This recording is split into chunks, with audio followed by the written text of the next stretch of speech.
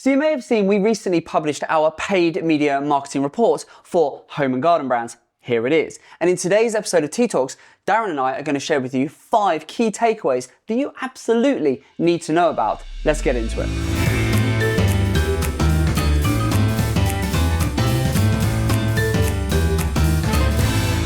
Right, so Darren, if you can tear yourself away from our fascinating report. Riveting. We've got to do a T.E A Talks, and in today's T.E A Talk, what we're going to do is we're going to share 5 key takeaways of our report, which, before we get into it, I will actually just say I have been pleasantly surprised by the reception we've had. We've had tons of people downloading Haven't we just? Genuinely, I've been really surprised. And it's so well designed as well. Well, quite. And we should just say that we've only got the first few pages here. Because we just wanted to illustrate the point on the T.E A Talk. We didn't want to, we haven't printed the whole thing. It's quite a short read. Yeah. How much is in this thing? There is actually I think it's about 40 pages. There's a lot in it. It's huge. And it's been really well received, and we've had some amazing feedback. Lots of brands are downloading it, and I think there's which is great. And I think we know there's so much value in it. Yes. I mean, flipping heck, it took us long enough to put it together. It did. We're genuinely working on this thing for the first half of this year. The aim was, let's analyze, research, critique, track, measure everything we're doing, everything we're seeing in the wider community for the first half of the year. Yep. Get it out midway through the year, so that brands can take those action points of what's happened in the first half of 24, what's happening and going to be happening in the second half of 24, and then looking as far as 2025. Yes. It's a really good synopsis, and what we thought we'd do in this episode is just share 5 sort of key takeaways, 5 key things that we've noted down, and also that brands are coming in going, that's really good to know. I like this, I like that. So, shall I kick us off? I've got my trusty notes here to keep us relatively on track. The first big one then, the first sort of big takeaway, big trend is brands, home and garden brands, which is who this report is for. It's all about the customer, and having a customer-centric approach is how we've sort of, the takeaway. Having a customer-centric approach. And you're going to ask me what I mean by that. Now, these sound just like words to me, but I don't really understand what they mean. Look, it's really simple. It's putting the customer at the heart of everything you do, which sounds obvious. And I think a lot of the stuff in the report, you'd read it and go, that makes common sense. And yet brands aren't doing it. Or they're thinking they're doing it, but actually they're overlooking it. So really, it's a lot of what we're seeing in terms of, the climate right now is tough out there for a lot of brands. They've had a hard start to 2024. There's been a lot of upheaval. Brands are feeling it. Lots of brands are harking back to the good old days of COVID. When a lot of home and garden brands saw really good times. And I think what we're telling brands and what we're working with them to do, and we're really reiterating this time and time again, is really, put the customer at the very heart of your marketing.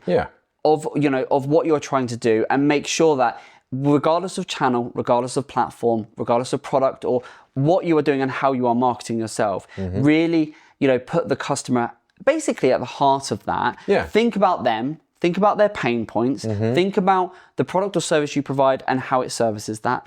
And don't just go straight for the jugular. Don't always just go straight for the sale, and actually think, how can I help? How can I be of assistance? How can I educate? How can I entertain? How can I offer insight, add value?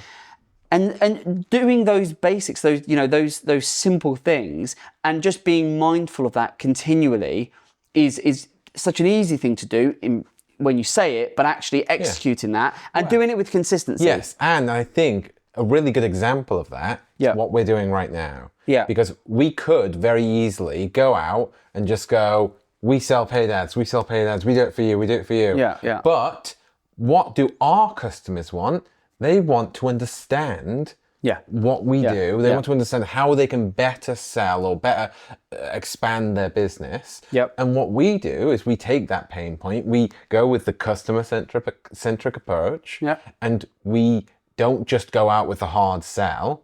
We just try to answer that pain point And in doing so, we end up with more business. Yeah, it's a byproduct because you're helping. It's why we created the report in the first place. Creating the report and then being able to provide that report in a variety of mediums. So we've got a physical report. You can have it. You can download it on the website. We'll include the link to it. But you can get the report. But also, we're turning it into a teaser. So we're deliberately. We know some people are going to sit there and love to devour 40, 50 pages of a report. Other people are going to watch a 5-10 minutes, of the T.E.A Talk and go, I've got my headlines. Yeah. That's enough for me. So it's putting the customer, as you say, right at the heart of everything, thinking about the pain points. We know, and this report addresses that it's going to be very familiar. Anyone in the home garden space will read this and go, I can relate to that. Yes. I can relate to that. Yes, I'm feeling that. I'm seeing that. Oh, that's good to know that it's not just me. And the amount of people already that have come back and gone, what this report highlights is exactly what I'm feeling in my business.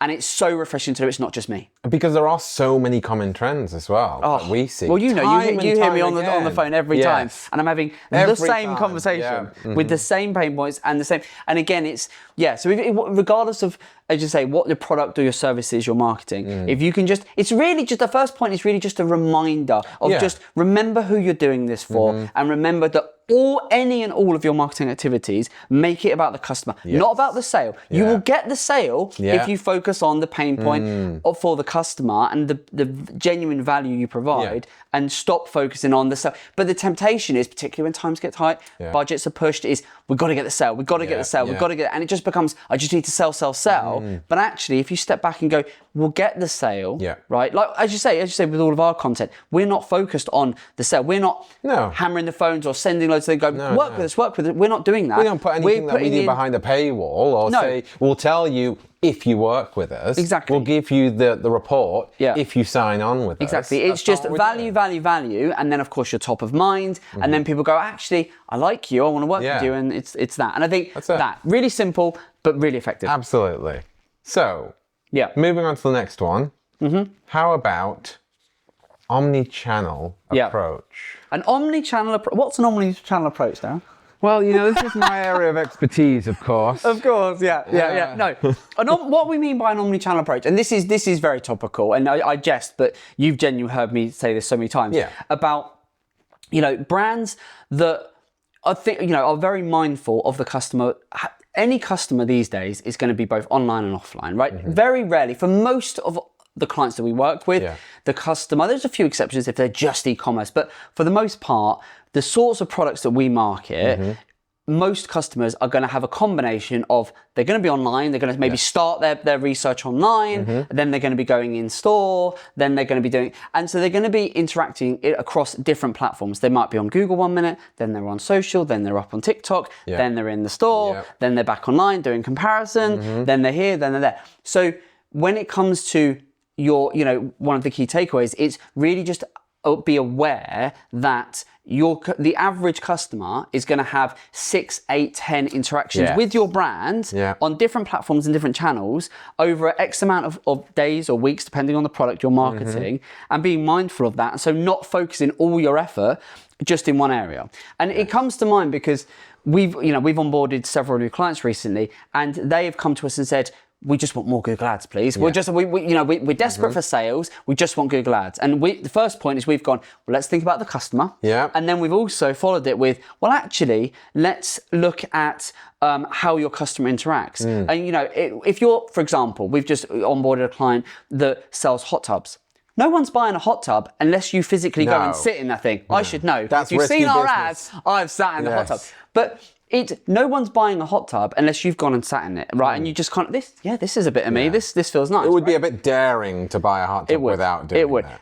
But most people will, when they're thinking about buying a hot tub or many, many other products like that, will do that, start the research online. And they will also, they'll be on the website, they'll be doing Google search, they'll be doing their research, they'll be looking for local companies, etc., etc. So having an awareness of that and going, okay, the average customer is going to interact with my brand potentially multiple times over X amount of, period of time, and they're going to do so both online and offline. Therefore, the marketing messages that I'm putting across, the way I'm wanting to stay top of mind, am I mindful that I'm doing that both from an online and an offline, and making sure the two are not mutually exclusive? Because the amount of brands I talk to, and it's like, well, we treat our online stuff as this, but our offline, oh, that's very different. That's a different animal. Well, can you think of any particular types of businesses who maybe don't do this very well? Because I think I can think of one. Come on, give me an example. Garden centres? Yeah. Well, I mean, yes, huge. Because I mean, they have the in-store stuff down most of the time, but they maybe don't have the online stuff as well. And particularly what you were just saying about them working together. I think that's a big pain point for a lot of garden centres. And they, as you say, you've got some brands, some retailers will do the in-store bit really well and then be lacking on the online. Others will do the online stuff really, really well and then put the offline stuff very much as secondary. Or what they'll do is they'll do both quite well, but very independently and think, well, that's an in-store customer. They're gonna. I had one the other day that I prospect I'm talking to, and it was like, well, only 10% of our customers would buy online, would even inquire online. Everyone buys from us in store. And what they failed to acknowledge, and I had to use their data to kind of prove the point and go, but look at this, is that actually, yes, they absolutely buy in store. Most people buy in store, but they start their research online.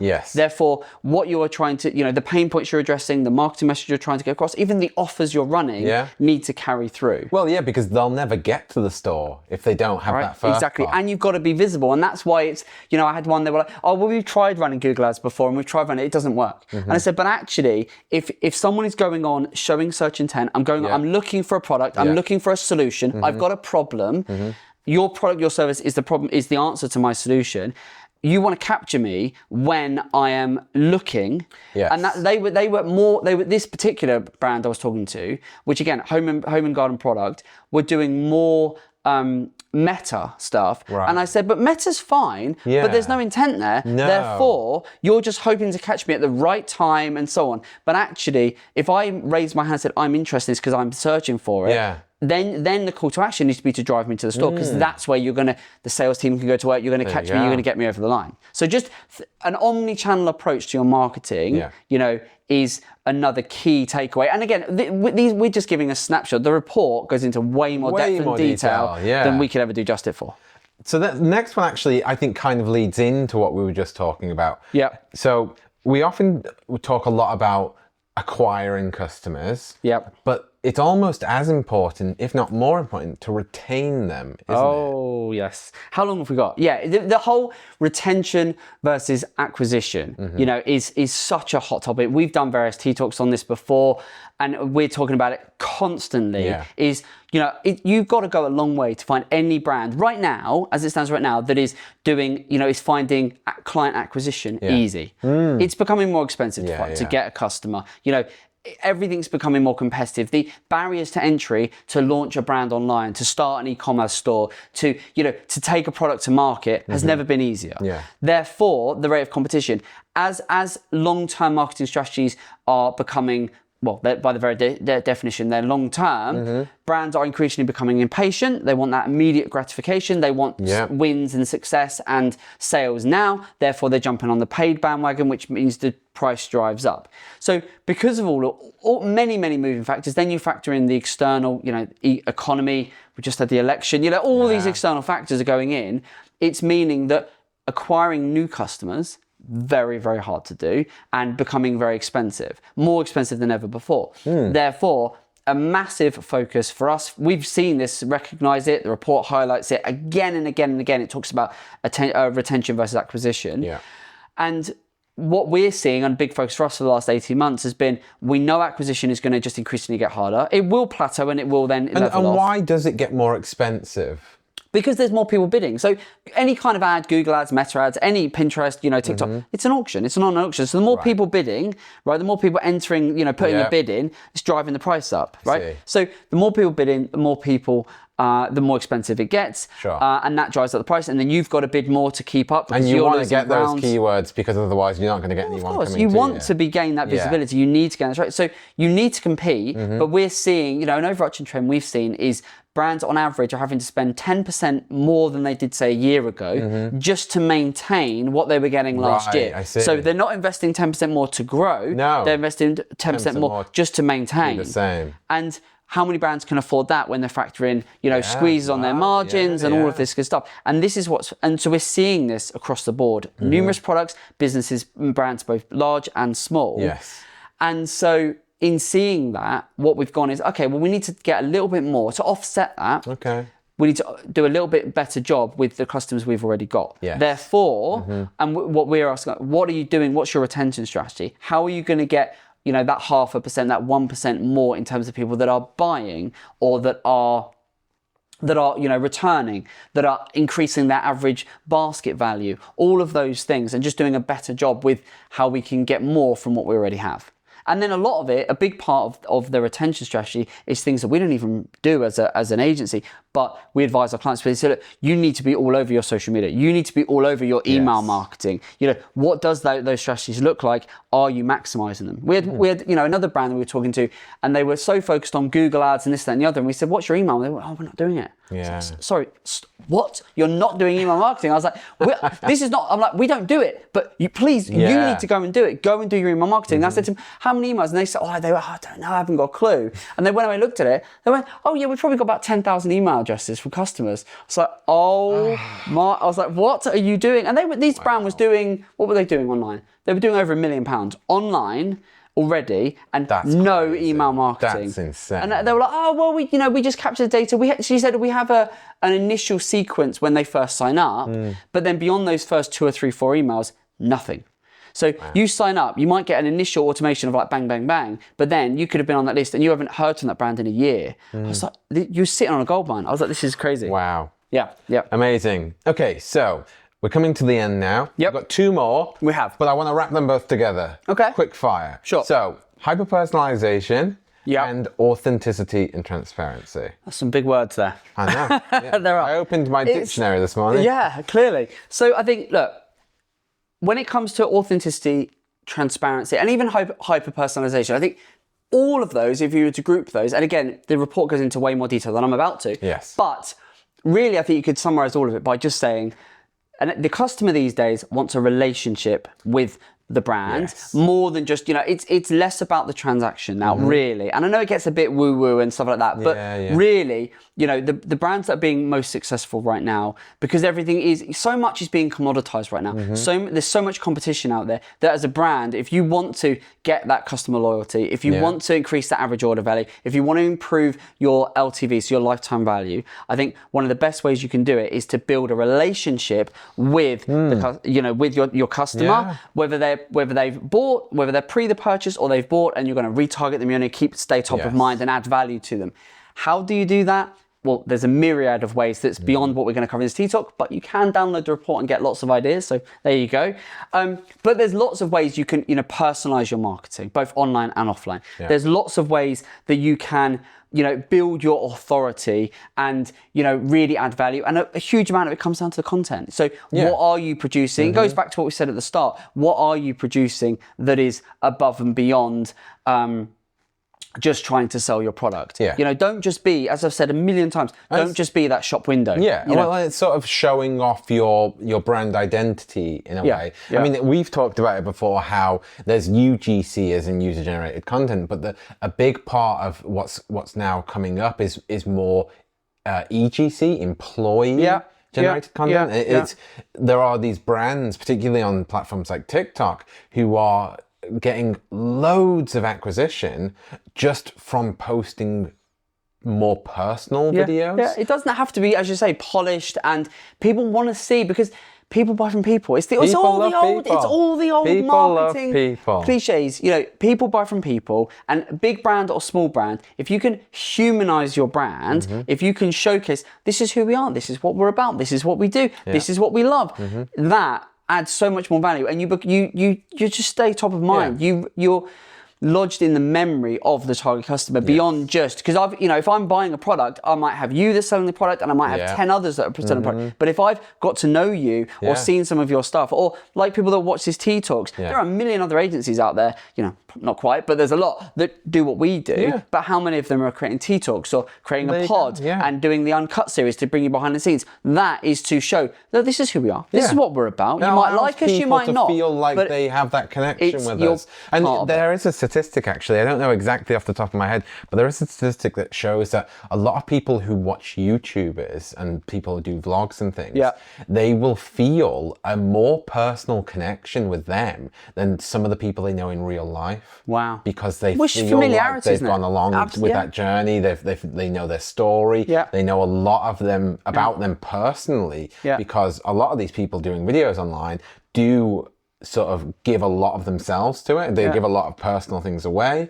So it's incredible. And I think brands can do that, and different people will feel different levels of how comfortable they are doing it. But I think to build authenticity, to be transparent with your target customer, I think there's a lot to be said for that. And we've got some clients that are more willing to do it than others. So we do it within what feels comfortable for you and your brand. But I think if you're mindful of that and you think of it beyond just the ads, think, well, how are we conveying this? And even within our ads, what are we doing? How are we doing it? If you just ask the question, and again, in the report, it goes into more examples of what and why and how and so on. But those are what we've gone through 5 things. Yeah, so 5 things. I mean, we could have gone into way more detail. There's so more. But a customer-centric approach, so putting the customer at the heart of everything. An omni-channel approach, not just Google and Meta, but actually online and offline. So powerful, so important, and making sure there's cohesion there. Retention as well as acquisition. Have a strategy for both and how they sort of marry up and work together. Perfect. And then authenticity and transparency, what are you doing above and beyond the sale? And then I say the last one is that hyper-personalization, which is a whole topic in its own right. But again, make your customer feel that as a brand, I'm talking specifically to you, and make that customer feel special. If you can do that, you'll win the race in an increasingly competitive world. So those are just 5 of the key takeaways. Hope you found these useful. If you want to look at the rest of the report and really get into the nuts and bolts, we will include the link to it in the description. So make sure you check it out. Be one of the many brands that are downloading it. Because frankly, if you're watching this and you haven't downloaded it, you're one of the few. So make sure you look at that report. Let us know what you think of it. Any key takeaways that you've found in the comments, or send us a message or an email. We'd love to know. And we'll see you on the next one. Take care. See you on the next one.